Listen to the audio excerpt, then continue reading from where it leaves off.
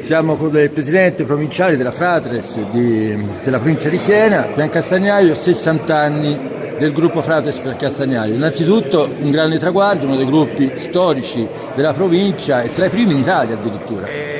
Uno praticamente sulla provincia di Siena è il primo gruppo nato 58, praticamente sono 60 anni. Ha un gruppo che con mille difficoltà che ci possano essere nella provincia, ricordiamo che Piancastagnaio dona Siena, dona Nottola e più nei centri di raccolta di Abbadia e Casadelpia. Sono oltre 500 donazioni all'anno che riesce a fare il gruppo di Piancastagnaio, dunque un numero importantissimo, anche se non bisogna mai sedersi perché c'è sempre bisogno, il sangue c'è sempre maggiore. In Toscana e anche in provincia di Siena ci sono dei centri eccellenti per la donazione del sangue e dunque ci vuole sempre tantissimo sangue. Senta Presidente, c'è una grande riorganizzazione anche a livello di aree vaste della ASL, del soccorso.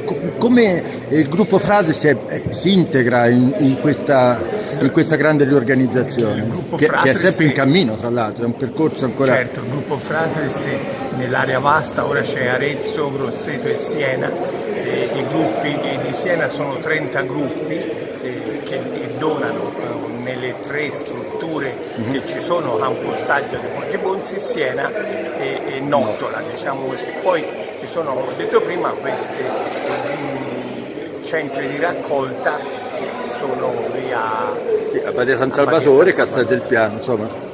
Ecco, perché un donatore, ricordiamolo, può andare in regione, può andare dove vuole, se ho capito bene. In regione può andare anche, chiaramente anche fuori, ma nel livello dei rimborsi, diciamo così, che vengano fatti dalla regione, ecco, si può andare in qualsiasi... A livello amministrativo può andare... Infatti è il centro regionale sangue, CRS, che riguarda tutta la Toscana. Senta, un'ultima cosa, non siamo entrambi più tanto giovani, però una volta il donatore era quasi a richiesta, era il familiare, era l'amico, il concittadino. Oggi, da diverso tempo, con l'istituzione della Banca del Sangue, molto è cambiato.